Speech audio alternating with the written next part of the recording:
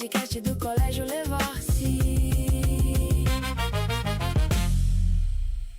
Fala galera, bem-vindos novamente a mais um episódio do Levcast. Hoje nós temos aqui um episódio especial com um convidado especial, professor Fredão, que está aqui do meu lado, né? Para quem acompanha o professor Fred aí nas redes sociais, na escola, sabe que o Fred hoje é uma das maiores referências que a gente tem aí sobre o Enem, sobre microdados, entendimento do SISU.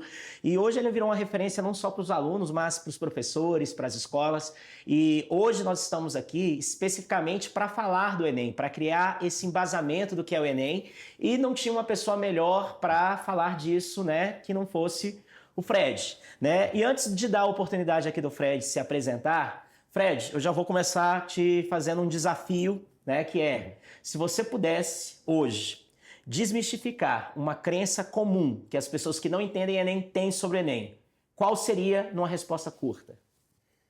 Para o alto desempenho, especificamente, né, que é o que a gente está acostumado a trabalhar aqui, é aquela visão de que você tem que acertar necessariamente os fáceis e os medianos para só depois acertar os difíceis. Porque tem situações, especialmente para a galera de alto desempenho, que por vezes você errar uma questão fácil pode te punir menos do que errar uma questão difícil. E a gente vai falar um pouco disso aí também. Entendi, né? A galera que está desenvolvendo, às vezes fica com isso na cabeça e quando passa de um certo ponto, ela já perde a linha nisso aí, né? Exato, exato. Bom, galera, então esse é o professor Fred. Agora vou dar a oportunidade para ele se apresentar para vocês. Bom, eu sou o professor Fredão, sou professor de matemática. Eu estou aqui na escola já há mais de 20 anos, né? Fui aluno, fui monitor, fui professor, faço parte da coordenação, atendo alunos da terceira série, ainda estou em sala de aula na terceira série. Sou formado em estatística pela UNB, posteriormente fiz o mestrado na matemática e, como o professor Vitor comentou aqui, nos últimos anos eu tenho me aprofundado muito nos estudos sobre Enem. No meu mestrado, meu trabalho de conclusão de curso foi uma aplicação da teoria de resposta ao item num simulado aqui da escola. Estudei muitas movimentações do SISU e estou aqui para compartilhar um pouco disso que eu já venho estudando aí há, sei lá, pelo menos uns 12, 13 anos. Eu participo do Enem todo ano como candidato, estou indo para a minha 13ª edição como candidato e vim aqui para trocar essa ideia com vocês. Bom, galera, então vamos lá, né, que eu quero aproveitar aqui a presença do Fred para embasar vocês o máximo que a gente puder sobre Enem, sobre SISU, como essa prova funciona, né? Fred, no primeiro momento eu queria entrar um pouco nessa história de o que é o Enem, certo? Então, por exemplo, a gente sabe, Enem existe aí desde 1998, foi criado como uma prova para avaliar a qualidade do ensino médio no país e hoje se tornou a maior prova, né, de seleção de ingresso nas universidades brasileiras, nas federais todas, né? Como você, que já tem essa experiência toda que você acabou de relatar sobre o Enem, como você enxerga o Enem hoje? O que é o Enem para você? O que ele significa para você? Então, meu primeiro contato com a prova do Enem foi em 2002, eu estava no segundo ano do ensino médio, e na época era uma prova basicamente para avaliar como andava o ensino médio no país e uma oportunidade dos alunos fazerem uma prova a nível nacional para treinar questões para o vestibular, mas não tinha nada do que é hoje, de fato, a prova do Enem. O Enem, como ele funciona hoje, ele começou em 2009, né, quando veio o novo Enem, e aí veio teoria de resposta ao item para calcular nota, veio a ideia do SISU, né, enfim, depois ProUni, FIES, etc. E a prova do Enem ela veio para basicamente democratizar o acesso ao ensino superior. A principal ideia dela é você pegar um aluno do interior, né, que ele é um bom aluno, um cara dedicado, ele teria pouca possibilidade de fazer um vestibular, por exemplo, de uma FUVEST, de uma UNB, né, e de ter acesso às outras universidades. Então, acabava que existia uma reserva de vagas meio oculta, digamos assim. Era basicamente a galera daquela região que tinha acesso àquele determinado vestibular, até porque era uma preparação muito específica para aquele modelo de vestibular. E o Enem veio para democratizar esse acesso. Ele veio para ser uma prova única que poderia abarcar, né, todas ou praticamente todas as universidades federais e possibilitar um aluno da região norte acessar uma universidade do sudeste, um aluno do sul ir para uma universidade no nordeste, né? Enfim, então a ideia da concepção do Enem é principalmente a democratização ao ensino superior, né? Certo, e assim, né, até aproveitando essa linha, baseado nessa perspectiva e no seu conhecimento de como essa prova, que eu sei que você acompanha essa prova há muitos anos, de como ela vem evoluindo ao longo do tempo, você acredita que o Enem hoje é uma boa prova? Ele cumpre, né, essa função? Eu acredito que sim. É óbvio que é uma prova que ela tem que olhar não só para o aluno do alto desempenho, que a gente está muito acostumado a trabalhar aqui na escola, né? Mas também num cenário mais amplo, né, em nível nacional, eu acho que ela cumpre sim o seu papel. Tem suas falhas, como, né, enfim, qualquer processo seletivo, mas ela é uma boa prova. É uma prova que ela é muito bem pensada, muito bem estruturada, em cima da matriz de referência, das habilidades e competências. A própria teoria de resposta ao item, que permite com que você avalie não só quantos acertos o candidato teve, mas a coerência dos acertos dele. Então, ela tem uma estrutura muito bem pensada. Tem falhas pontuais no processo, como qualquer processo seletivo, mas eu gosto muito da prova. No primeiro momento, quando eu comecei a estudar a prova do Enem, especificamente a matemática, eu achava uma prova muito bonita do ponto de vista da forma como ela era construída e o que ela exigia do candidato em termos de habilidade matemática. Não só de decorar uma fórmula e tal, mas de você ser capaz de olhar para uma questão que pede um valor mais aproximado e você, por meio de boas ideias e de aproximações numéricas, chegar num resultado sem necessariamente ter que fazer as contas até o final. Então, essa é uma prova muito bem pensada, mas que, obviamente, tem as suas falhas, como qualquer processo.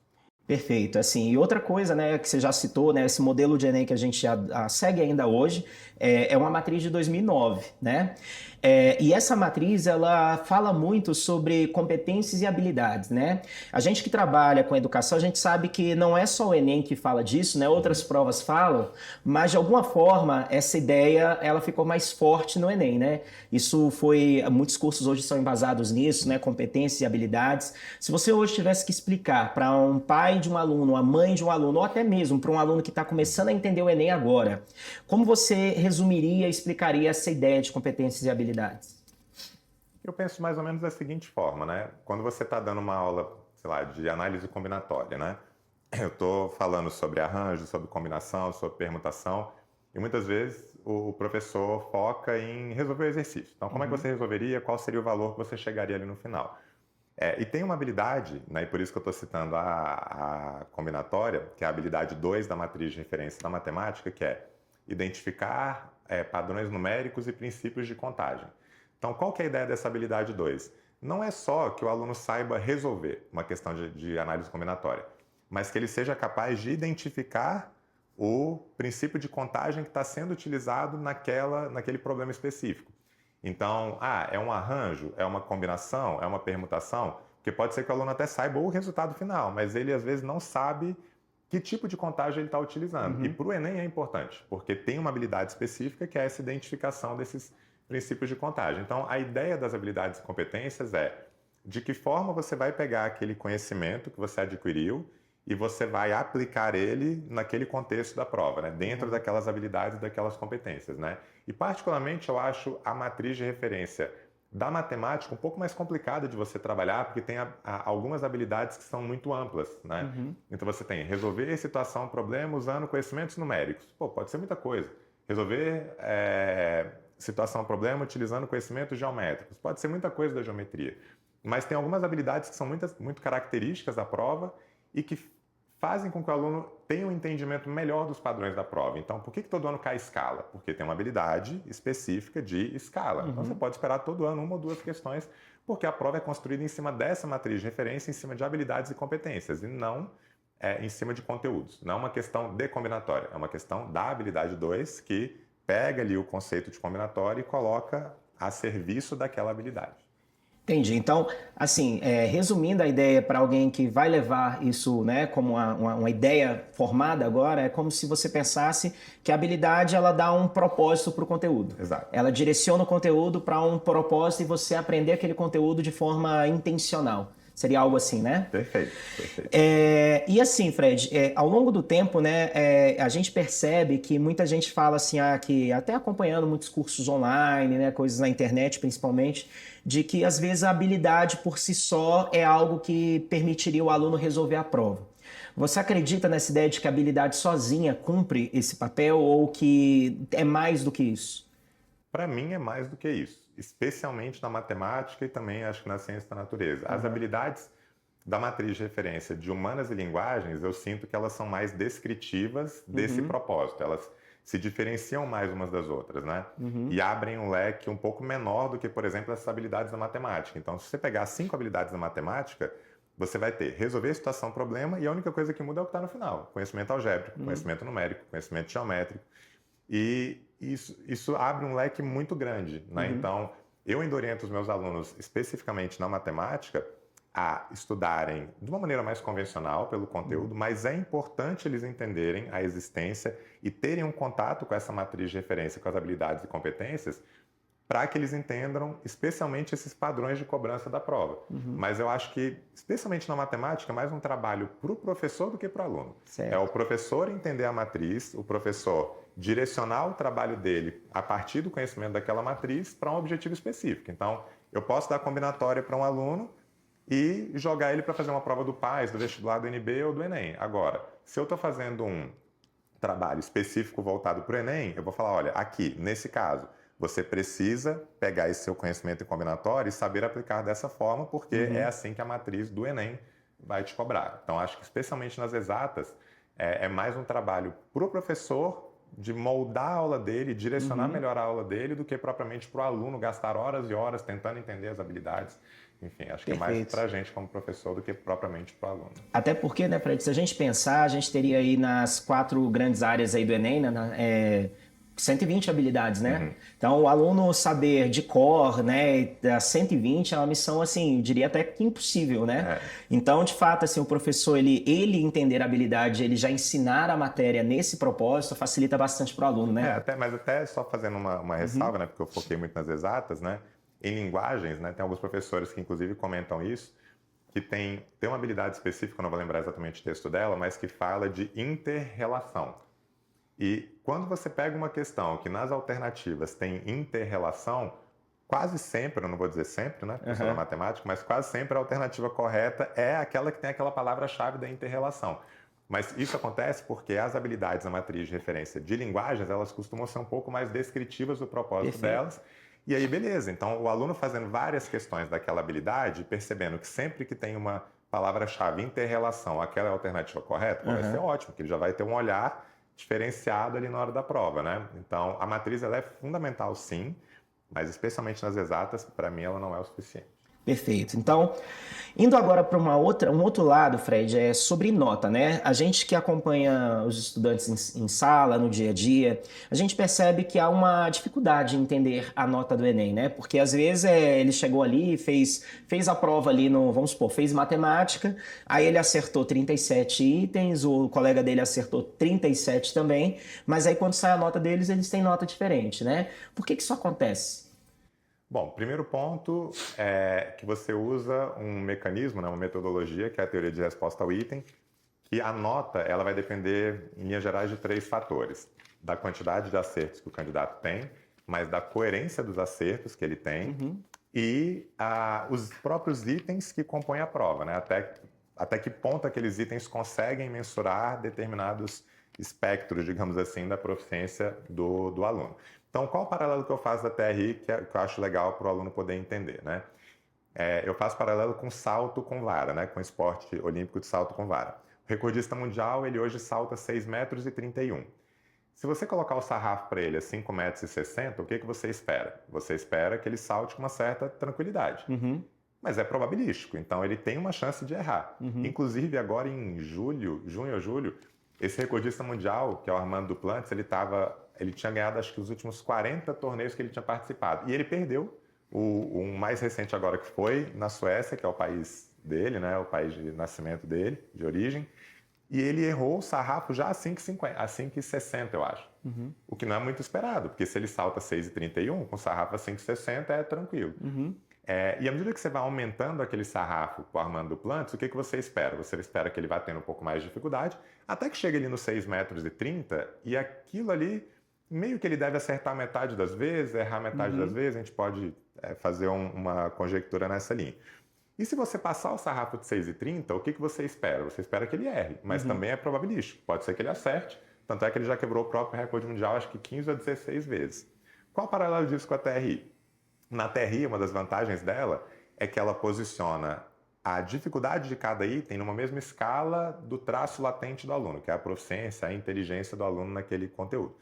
Então, o que é um aluno 800, por exemplo? É um aluno que Se ele for apresentado a questões de dificuldade abaixo de 800, você espera que ele tenha uma certa facilidade em acertar, que ele acerte aquelas questões, e questões com nível de dificuldade acima de 800, ele passa a ter um pouco mais de dificuldade. Então, a teoria de resposta ao item, o objetivo final dela é estimar a nota do candidato a partir desse padrão de resposta deles, e algumas coisas não fariam muito sentido. Por exemplo, um aluno que só acerta as 10 mais difíceis da prova, ou seja, saltou os sarrafos mais altos, e errou os 10 mais fáceis da prova, então, né, perdeu ali todos aqueles sarrafos mais baixos, é uma coisa que a TRI entende. Bom, talvez tenha aqui um pouco do acaso, talvez ele esteja acertando não por, de fato, dominar aqueles conteúdos, mas sim por um fruto do acaso, até porque você tem uma chance de acertar ao acaso qualquer questão. Então, a ideia base da TRI é essa, né? Você calcular a nota a partir do número de acertos, dos itens que compõem a prova e da coerência das respostas. E por que tem essa diferença grande entre um 800 na matemática e um 800 em linguagens? Então, para efeito comparativo, em geral, para o aluno atingir 800 em matemática, ele consegue isso ali no patamar de 30 a 33 acertos, ele começa a lutar por um 800. Em linguagens, mesmo gabaritando a prova dos 2 últimos anos, você não conseguiria o 800, porque a nota máxima chegou em 790 e pouco. E qual que é a ideia? Por que isso acontece? Porque você não pode enxergar o 500, o 600 e o 700 de um componente como o 500, 600 e 700 de um outro componente, porque quando aquela régua da TRI foi construída lá em 2009, na primeira aplicação, de maneira simplificada, o que a gente pode pensar é que foi associada uma média dos acertos à nota 500. E, nacionalmente, existe uma dificuldade maior na matemática do que em linguagens, por exemplo. Então, a média dos acertos tende a ser menor na matemática e maior em linguagens. Só que se a média de acertos é menor na matemática, então você está associando o 500 na matemática a 9, 10 acertos, enquanto você está associando na linguagens a 18, 19 acertos. Então, meio que o seu ponto de partida ali do 500, que seria a média do desempenho, é muito mais baixo na matemática do que em linguagens. Então, de certo modo, para você atingir aquele 500 na matemática, é mais fácil, em termos de você precisar acertar menos do que numa prova de linguagens. Mas aí tem outro detalhe, que a universidade depois pode corrigir isso. Então, se a universidade acha, pô, eu queria priorizar um aluno que manda bem em linguagens e tal lá no SISU, a gente vai falar desse tópico também, ela pode colocar um peso maior em linguagens e fazer com que a prova de linguagens seja até mais importante do que a prova de matemática, apesar da matemática possibilitar notas máximas mais altas. Perfeito. Então, bom, vou te fazer uma pergunta agora que ela vai soar até como um peguinha, tá? Então, as questões, né, pela teoria de resposta ao item, elas avaliam 3 parâmetros, né, que a gente chama de parâmetro A, B, C. E no meio desses parâmetros, a gente tem um parâmetro que é o acerto ao acaso, né? Que a gente falaria o chute, certo? Então, tendo isso aí como base, então você me diria que para o candidato não vale a pena, então, chutar uma questão do Enem? Então, esse é um mito, né? De que o que um aluno que começa a entender a TRI, ele começa a pensar. E alguns professores, inclusive, acabam propagando essa ideia também. Ele pensa, bom, estou fazendo uma prova. Estou conseguindo identificar quais são os itens fáceis e medianos. Aí eu percebo, e estou acertando aqueles itens. Aí eu percebo que tem um item que é muito difícil. Qual é a visão do aluno muitas vezes? Que ao acertar esse item difícil, ele pode acabar perdendo nota, porque isso pode prejudicar a coerência dele. Ele estava com uma coerência linda, só acertando itens fáceis e medianos, e aí ele deixa de marcar, às vezes, ele pode acertar ao acaso e ele fica com esse medo, esse receio. Pô, se eu acertar ao acaso, eu posso acabar prejudicando a minha coerência, o que não é verdade. O próprio guia do participante diz que o candidato deve sim chutar, que sempre o chute ele te faz ganhar pontos, ele não te faz perder pontos na hora da prova do Enem. Pela forma como é construída, pela teoria de resposta ao item, você sempre, cada acerto vai te jogando um pouco mais para a direita na régua da TRI, ou seja, vai te jogando para notas um pouco maiores. Agora, aquele acerto, né, e eu fiz esse teste recentemente com a prova de 2025, aquele acerto e aquele item, ele não tem um peso específico. O quanto ele vai te dar de nota depende da coerência das outras respostas que você já deu na prova. Então, vou citar um exemplo prático aqui. A questão mais difícil da prova de matemática era uma questão de função tangente, ela tinha uma dificuldade de 923, eu acho. Ou seja, é uma questão que ela vai gerar dificuldade mesmo para um aluno 850, 900. O aluno vai ter dificuldade com essa questão. E essa questão, quando acertada num contexto em que o aluno tinha acertado 2 itens, intermediários ali, só 2 itens, e acertou aquela outra questão, essa mais difícil da prova, ele alavancou a nota dele em acho que 2 pontos, se eu não me engano. Já num outro contexto, de o aluno ter acertado praticamente tudo, aí eu estou comparando, um aluno que acertou praticamente tudo e errou essa da tangente, e um outro aluno que acertou exatamente esse mesmo grupo, praticamente tudo, mais aquela questão da tangente. Aí agora, como ele acertou aquela que era mais difícil, num contexto em que ele já tinha acertado as outras questões, aquela questão alavancou a nota dele em 20 pontos. Então, esse lance de você não chutar, ele é errado, porque se você não chuta, se você deixa em branco, automaticamente você erra a questão. E quando a TRI vai corrigir a sua nota, ela literalmente transforma os seus acertos e erros em zeros e uns. Então, se você errou é 0, você acertou é 1. E isso não impacta na sua nota. Se você erra uma questão, você nunca vai perder pontos. Isso está no guia do participante. Eu testei isso com a ajuda de inteligência artificial, tentando encontrar algum par de alunos que só diferisse só tivesse uma diferença de um item. Então, acertou 20, o outro aluno acertou os mesmos 20 mais um item. Teve alguma configuração desse acerto extra, seja uma questão fácil, mediana ou difícil, que fez com que o aluno perdesse ponto? Não teve. Na prova de 2025 você não consegue encontrar, ou seja, sempre, né, diferente da prova do PAS, do vestibular da NB, que o chute não é tão recomendado porque você pode perder um item que você acertou, na prova do Enem você tem que chutar. Se você não souber, você tem que chutar porque você não vai ser prejudicado por esse acerto ao acaso, mesmo que ele prejudique um pouco a sua coerência, esse prejuízo vai se dar no quanto você ganha de ponto. Pode ser que você não ganhe nada, pode ser que você ganhe 1 ponto, pode ser que você ganhe 2. Se você tiver uma coerência muito boa, pode ser que você ganhe 20 pontos. Perfeito. Então a ideia é perder você nunca vai. Não. Você pode não ganhar tanto, mas aí já entra o aspecto que você explicou antes, que é a coerência, né? Perfeito. Então, e sobre esse sistema, Fred, assim, a gente que acompanha várias provas já ao longo do tempo, antes de Enem, você também já trabalhava com outros vestibulares, né? Você acredita que ela é uma prova, esse sistema da teoria de resposta ao item, ele é um sistema que tornou a prova mais justa do que uma prova que usa apenas o critério objetivo de acerto ou erro? Eu sou um defensor, apesar de eu reconhecer que existem falhas no processo, inclusive da TRI, mas eu gosto muito do modelo. Eu acho que ele é um modelo ideal para uma prova com a dimensão da prova do Enem, né? Onde naturalmente, quando você pensa em alto desempenho, quando você pensa numa concorrência para a medicina, por exemplo, você vai ter muitos alunos mais ou menos no mesmo patamar de nota, assim, né? Em termos de acerto, na verdade, né? Então você tem muitos alunos acertando muito. Então, o que vai gerar essa diferença na nota desses candidatos? É justamente a questão dele entender o modelo de prova e saber que quando você vai caminhando nos itens dos mais fáceis para os medianos para os difíceis, em geral, né, porque existem algumas pequenas diferenças, uma vez que a TRI usa um modelo que você mesmo citou, tem 3 parâmetros. Tem o acerto ao acaso, tem a dificuldade, mas também tem a discriminação do item. E a gente fala muito em dificuldade porque ela é a mais importante no primeiro momento. Então, se o aluno está acertando até 30, 35 itens, o que vai mandar na nota dele é essa coerência, ele ter acertado os fáceis, os medianos e ter errado os mais difíceis. Isso é o que vai potencializar a nota dele. Mas quando a gente passa um pouco de 35, 38, quando chega ali na região dos 40 acertos, o parâmetro A, que é o da discriminação do item, ele passa até a impactar mais na nota do candidato do que o da dificuldade. Então, quando o aluno começa a entender esses detalhes da prova, né, ele consegue potencializar o desempenho dele. E, nesse sentido, eu acho muito interessante a teoria de resposta ao item. Eu acho, sim, que ela é um modelo...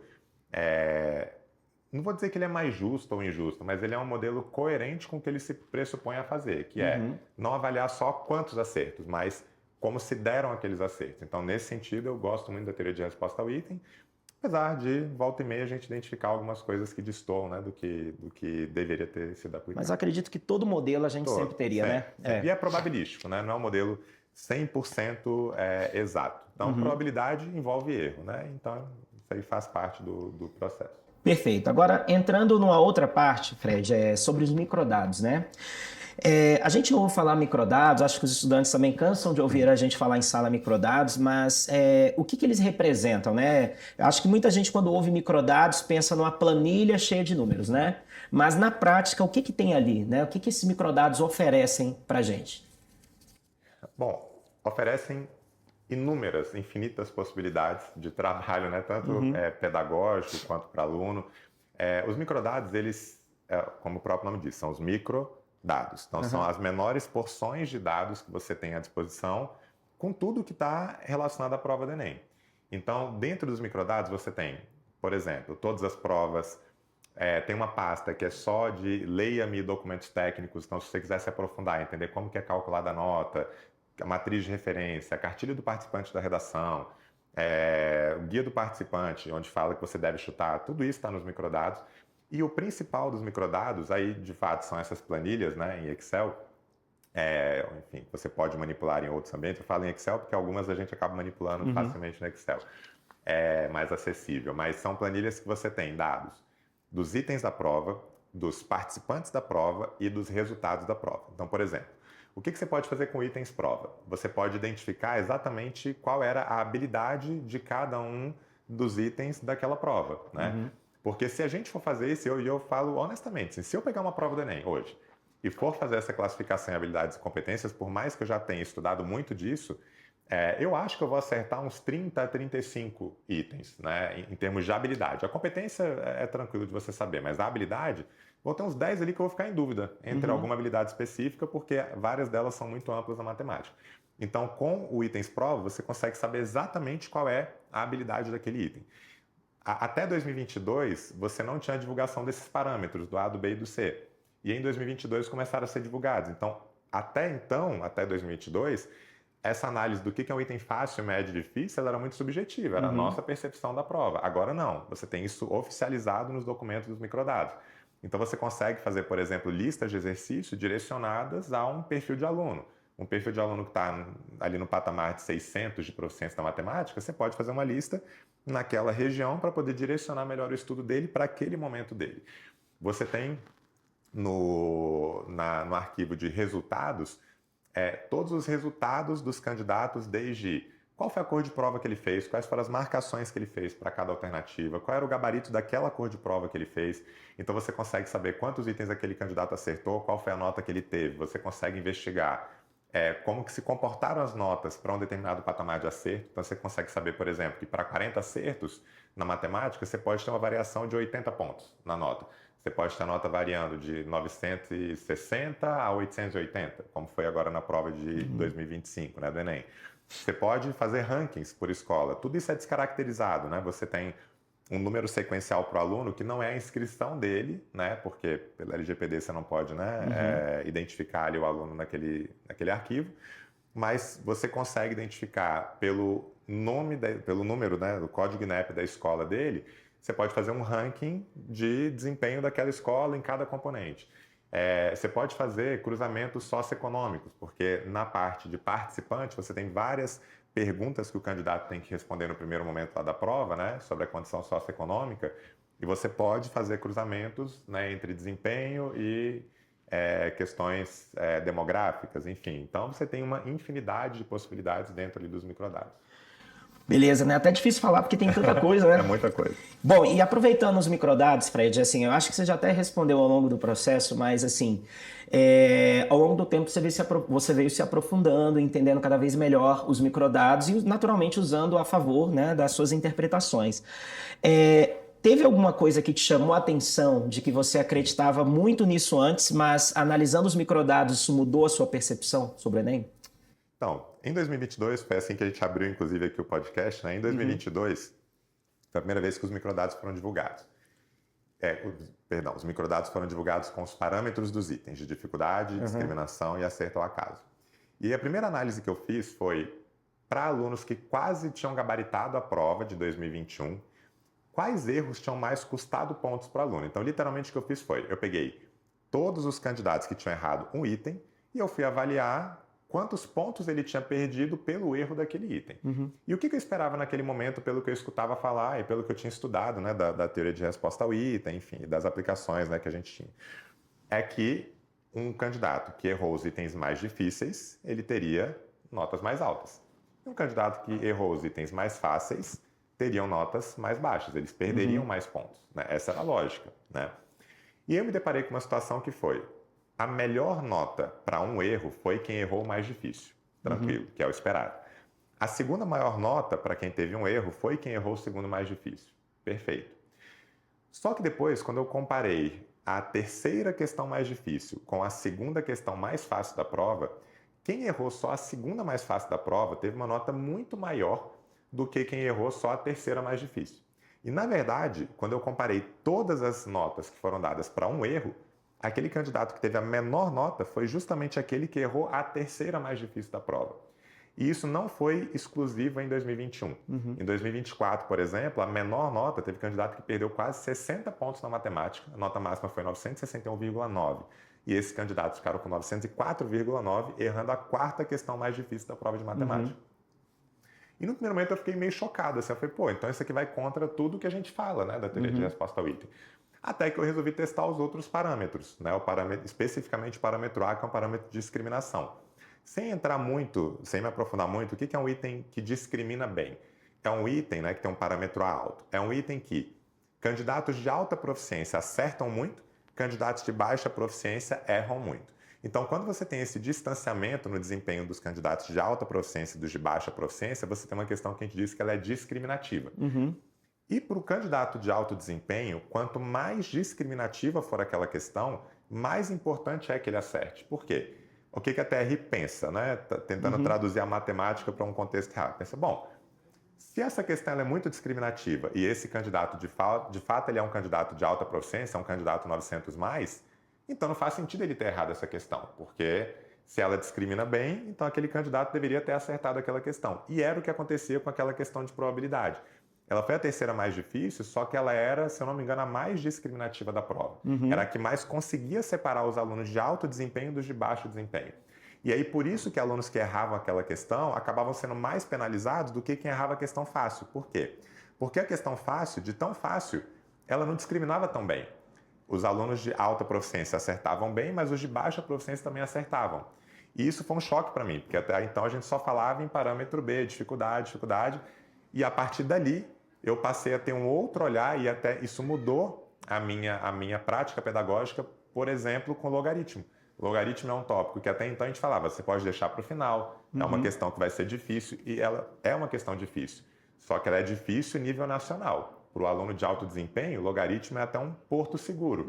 Então isso faz com que o logaritmo tenha questões muito discriminativas, o que faz com que se você errar uma questão de logaritmo, você possa perder muitos pontos. Então isso acabou mudando a minha prática dentro de sala de aula para o aluno de alto desempenho. Não para todos os alunos, mas para o aluno de alto desempenho, ele passar a ter esse entendimento do que é uma questão discriminativa é fundamental para ele não perder pontos e depois falar, pô, mas eu errei uma questão difícil, por que eu perdi tantos pontos? Bom, você perdeu não porque ela era difícil ou fácil, é porque ela era muito discriminativa e se você é um candidato de alto desempenho, você deveria ter acertado aquela questão. Isso é uma coisa difícil de enxergar, né? Acho que a sua percepção ali como estatístico, matemático, facilitou você conseguir enxergar, mas faz sentido, né? Se a gente parar para pensar de que até a partir de um certo ponto, você já é coerente, né? Então, a partir dali vai ser algo discriminativo que vai, né, balizar quem está melhor, quem não está, né? Perfeito, mas isso até eu comento sempre quando eu vou fazer palestras, aulas para os alunos, que a gente tem que tomar cuidado com essas informações, porque o aluno, o que ele tem que saber é acertar o item, ele tem que saber o conteúdo e saber fazer a questão. Então ele não pode também, para todas as questões da prova, ficar, será que ela é fácil? Será que ela é média? Será que ela é difícil? Será que ela é discriminativa? Será que ela não é? Então o meu trabalho é muito no sentido de já tentar entregar o máximo possível para o aluno alguns olhares que ele tem que ter diferenciados lá nas questões. Então, log é uma delas. Outro exemplo, questões que têm muito texto, que têm muita informação, tendem a não discriminar tão bem, porque mesmo um aluno muito proficiente, ele vai ter que ter uma certa habilidade para organizar tudo. Então, às vezes, o aluno fica grilado porque ele olha uma questão que é só porcentagem. Mas ela tem tanta informação ali dentro daquele contexto de porcentagem que se ele se enrola, se ele sabe que ele é um candidato bom, de alta proficiência, e ele se enrola ali, é provável que os outros também se enrolem. Então ele tem que ter essa noção de não é o momento de eu fazer essa questão. Vamos deixar quieto, por mais que seja de um conteúdo tranquilo, e eu volto depois se der tempo, porque essa questão tem uma tendência a não discriminar tão bem. Então, são essas as sacadas, as dicas que eu tento dar para o aluno para que ele chegue com um olhar diferenciado lá na prova e não seja surpreendido depois, né? Interessante. Fred, outra coisa polêmica, né, sobre microdados, enfim, né, os resultados. A gente percebe no meio escolar que as escolas usam bastante, né, esses dados, as notas médias, para divulgar rankings, inclusive como estratégia de marketing, né, de resultado e tal. Até onde você acredita que esses rankings são honestos, né? E até onde você acha que eles começam a usar a estatística para um lado ruim, né? Você enxerga muito isso de alguma forma? Pois é, esse lance do ranking ele é complicado, porque assim, por um lado, ele pode sim mostrar trabalhos sérios, como é o caso do nosso que a gente faz aqui. Então, eu estou aqui na escola, como eu disse, há mais de 20 anos, como aluno, né? Enfim. E num certo período, quando a gente começou a ter esses rankings aqui do Enem, a gente olhava para o ranking não de uma maneira negativa, assim. A gente olhava, pô, a gente sabe de um trabalho que a gente está fazendo, que é um trabalho bom, e ainda assim a gente não está ali onde a gente queria chegar. E a gente olhava para os outros números e se espelhava, assim, escolas, né, que tinham 300 e tantos, 200 alunos fazendo a prova, sem fazer recortes ali, e a gente se espelhava naquelas escolas. E hoje, felizmente, a gente chegou lá. Hoje a gente é uma dessas escolas que se tornou um espelho para outras escolas que não fazem recortes.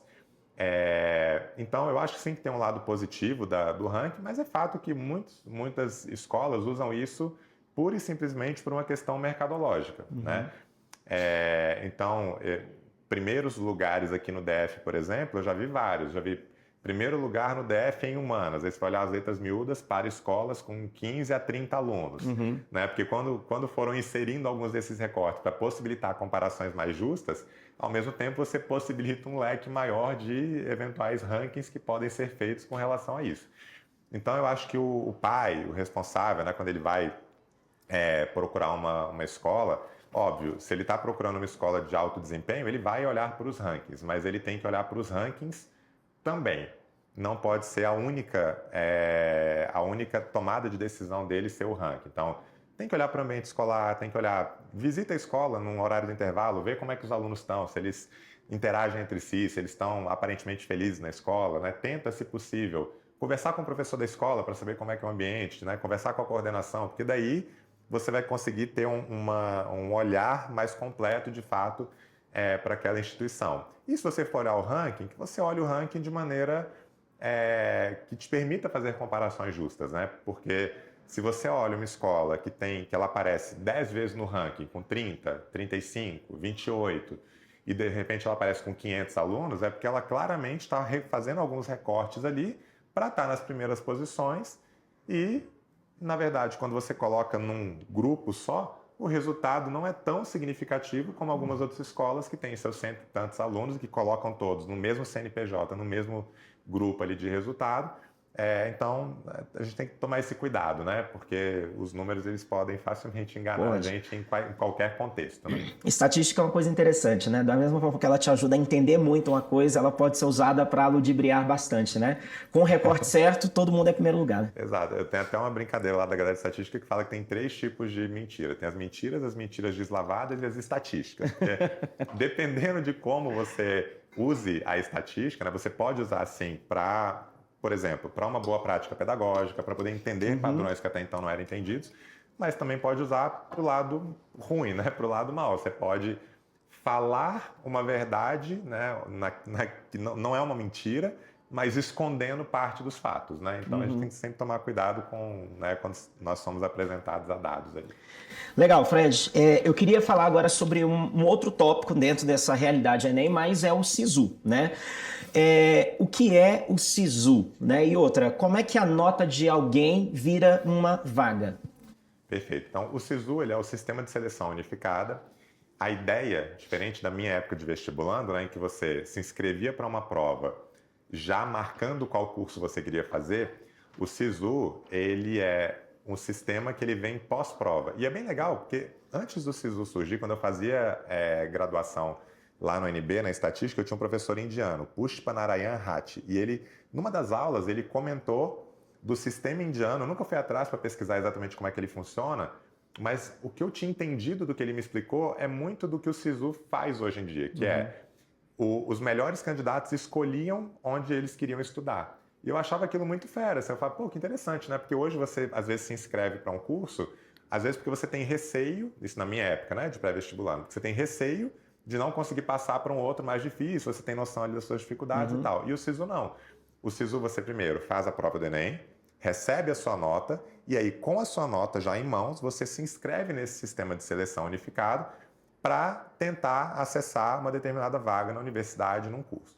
E aí, em linhas gerais, como é que é o funcionamento do SISU? Você entra no sistema, você faz um login via Gov, então o próprio login já puxa suas notas lá do Enem, e você vai tendo prévias ao longo dos dias para você poder entender melhor se você tem chances reais de ser aprovado ou não naquele seu curso de interesse. Então, primeiro dia, entrei no SISU, o sistema puxou as minhas notas no Enem, eu coloquei lá para medicina ou FMG. Aí ele me deu, olha, a sua média para medicina ou FMG está em 800 pontos, porque no SISU você tem pesos por componente. Então, na UFMG é média aritmética, você soma tudo e divide por 5. Se você colocar no outro curso, sei lá, uma medicina UNB, ela não participa do SISU atualmente, mas já participou em outros anos. Aí você vai ter uma outra nota, você vai ter um 820 e pouco. Por quê? Porque a medicina da UNB utiliza um sistema de pontuação que pesa mais matemática e natureza do que linguagens humanas e redação.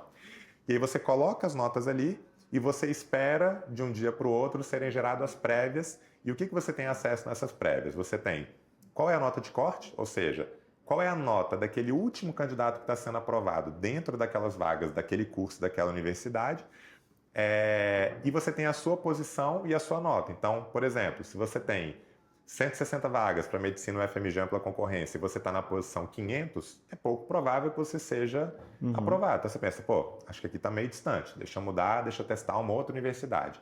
E você vai fazendo isso. Então a ideia do SISU é essa, é você pegar as suas notas e em função dos pesos que cada universidade e curso dá para os componentes, você entender ali ao longo de 4, 5, né? Por muitos anos foram 4 dias de SISU, mas isso vem mudando nos últimos anos. Já teve 5, já teve 9, enfim. Mas ao longo daqueles dias você vai tendo informações, estatísticas, dados, né, de notas de corte e posicionamento para você ver até que ponto vale a pena você arriscar ficar naquele determinado curso. Perfeito. Não, então acho que deu para entender legal, né? É uma coisa que eu acho que sempre confunde, né? Acho que essa época é uma das épocas que você mais trabalha, né? Você fica criando estatísticas para o pessoal entender se ele está dentro de algo que ele pode arriscar, é menos arriscado, mais arriscado, né? Exato. E assim, foi uma coisa legal, porque eu ficava meio angustiado na época, quando eu atendia alunos, né? Que falava assim, Fredão, eu tive um amigo que ele fez a prova e ele foi chamado em 5ª chamada, ele tinha sido o 40º lugar e eram só 10 vagas, ele acabou sendo chamado e eu ficava meio angustiado com isso, né? Até que ponto, de fato, valia a pena você arriscar uma lista de espera, porque eu também sabia que, por vezes, alunos que estavam muito perto, eles iam ser chamados posteriormente, porque era assim que a lista rodava todo ano. Então, teve umas férias em 2016, não foi nada divertido, mas foi bom profissionalmente para mim, que o meu trabalho naquelas férias foi entrar site por site, universidade por universidade, e entender como que ela divulgava aquelas informações das listas de espera. Eu tabulei tudo isso e eu acabei chegando num número mágico na época, que era um índice F que eu criei, e que inclusive esse índice ele já foi usado em algumas outras situações, instituições e sites na internet sem saber que índice F era de Fredão. Então, se você vê índice F, não tem nenhum sentido estatístico. É F de Fredão e alguns lugares começaram a usar esse índice F como sendo uma coisa estatística. Que era você pegar o total de candidatos que foram convocados efetivamente e dividir pelo total de vagas.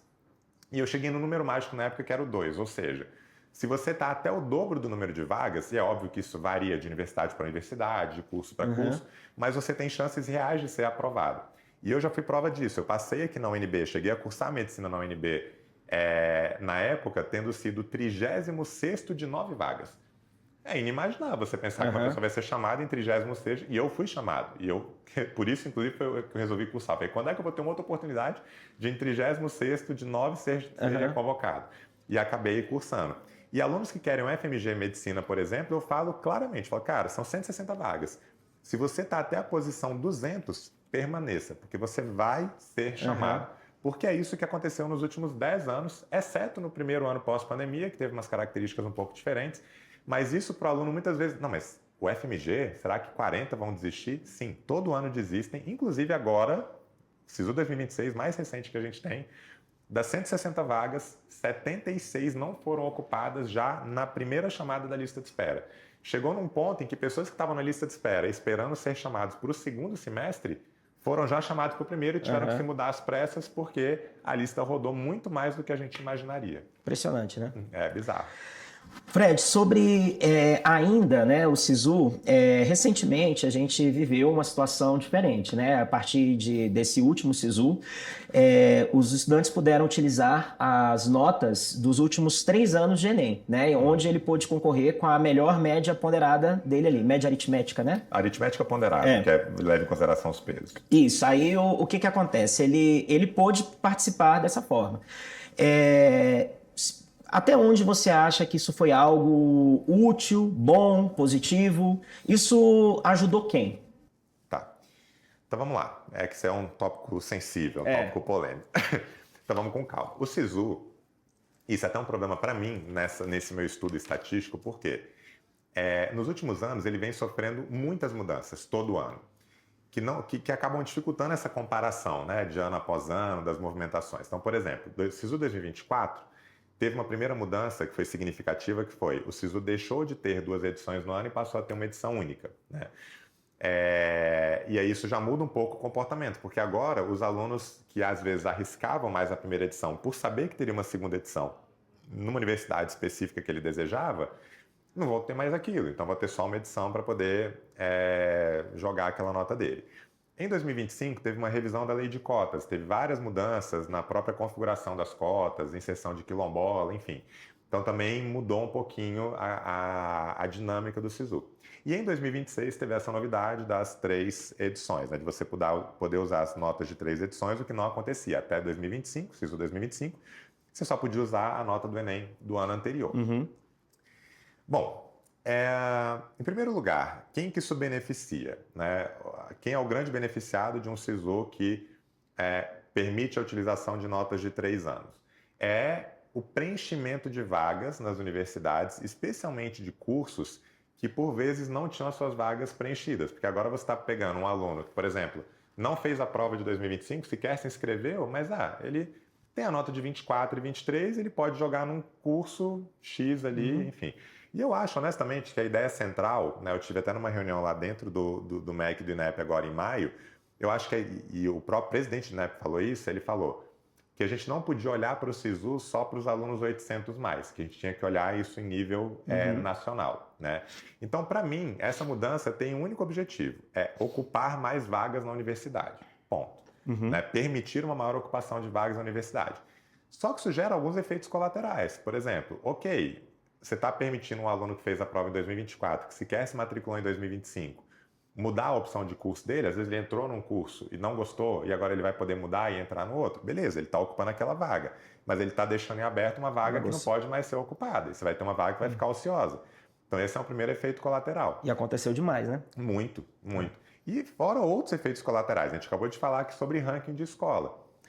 Nas conversas que eu tive com coordenadores, com gestores, professores, eu escutei coisas do tipo, cara, agora, e isso de escolas que não fazem recorte e que começaram a sofrer com escolas que faziam recorte e que estavam, né, galgando posições melhores no ranking. Eu escutei coisas do tipo, cara, a gente vai ter que agora começar a convidar ex-alunos que estão trabalhando com a gente na monitoria e que tiveram notas muito altas de anos anteriores para colocar as notas ali, para a gente pelo menos não perder o primeiro e segundo lugar ali da medicina, nas universidades e tal. Vejam, o aluno ele nem tem interesse em ocupar aquela vaga. Ele está colocando ali para ajudar uma escola ou para ajudar um amigo dele que sabe que ele está ocupando aquela vaga de maneira fantasma, porque ele não vai de fato entrar depois. A gente já viu isso acontecendo na prática, né? De grupos de amigos que colocam as notas para inflar a nota de corte e depois, no último dia, eles saem e aí o amigo acaba sendo aprovado. Então você tem vários problemas que decorrem disso, especialmente para cursos de alta concorrência, especialmente uma medicina, um direito.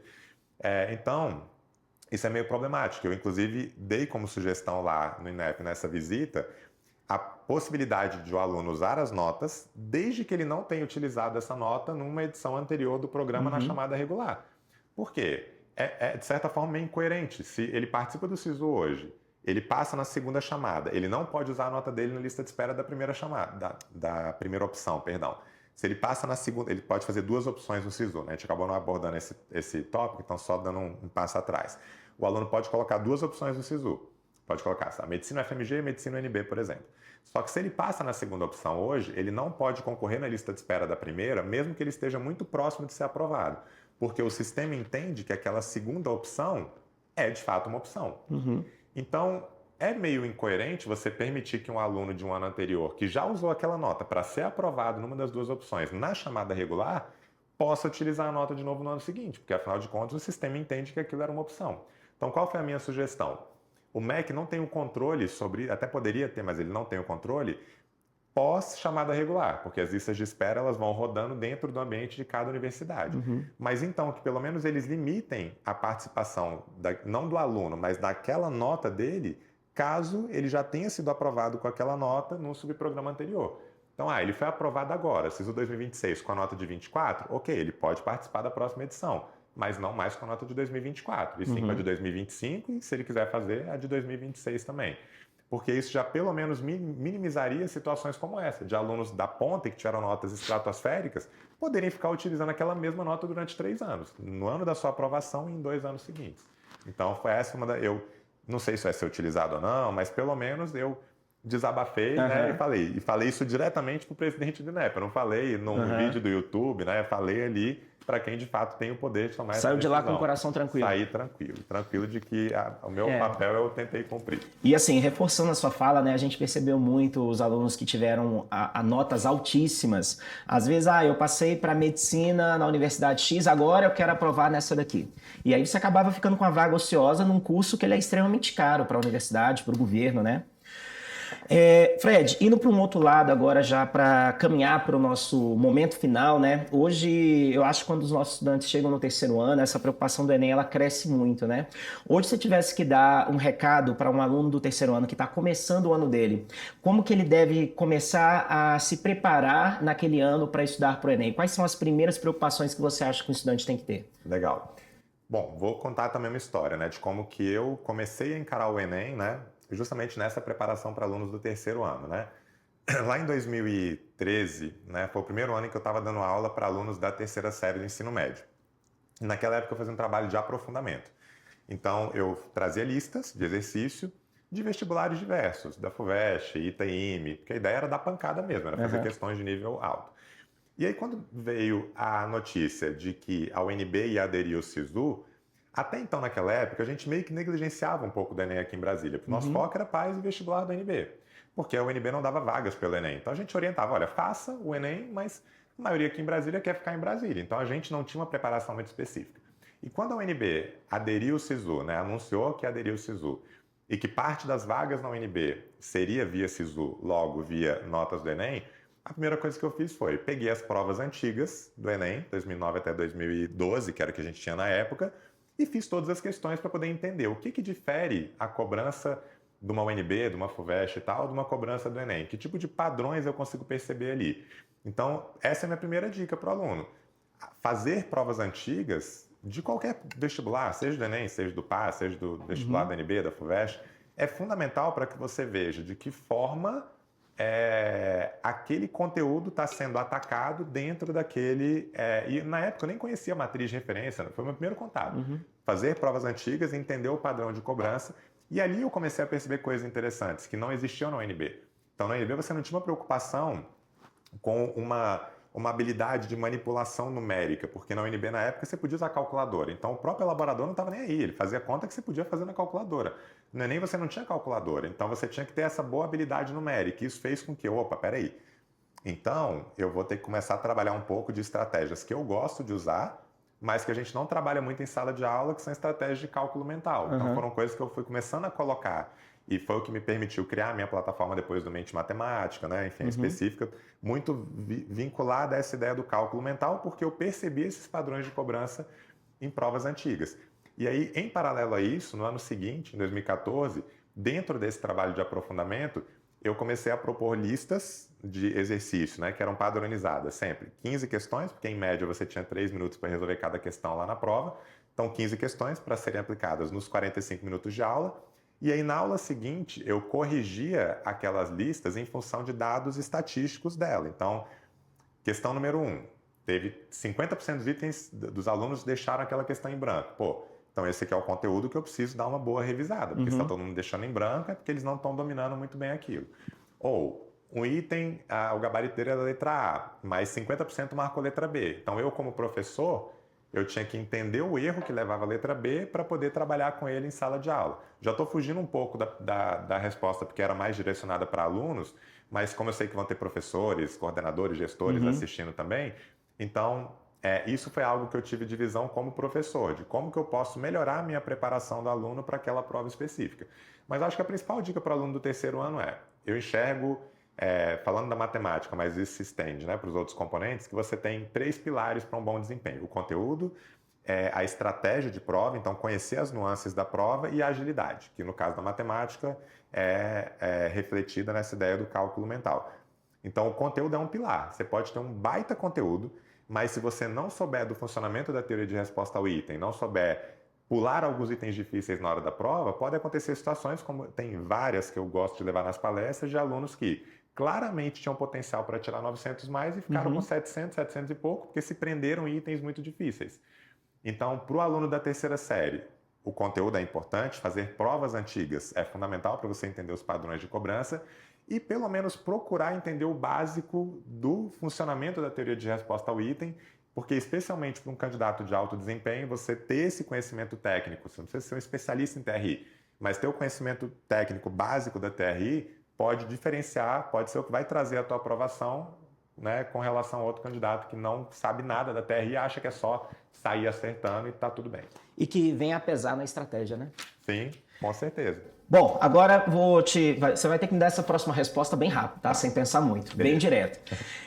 Os nossos próximos episódios, a gente vai falar um pouco sobre as áreas, né? Sobre a matemática, a ciência da natureza, linguagens humanas, né? Você acha que tem alguma dessas áreas, dessas 4 áreas, que as pessoas entendem errado? Eu não vou dizer entende errado, mas acho que a galera tem um certo preconceito, até pelas notas máximas serem mais baixas, que é a área de linguagens. Então, as linguagens, muitas vezes o aluno deixa para estudar só no final, ou porque é só interpretação, ou porque acha que não tem conteúdo, enfim.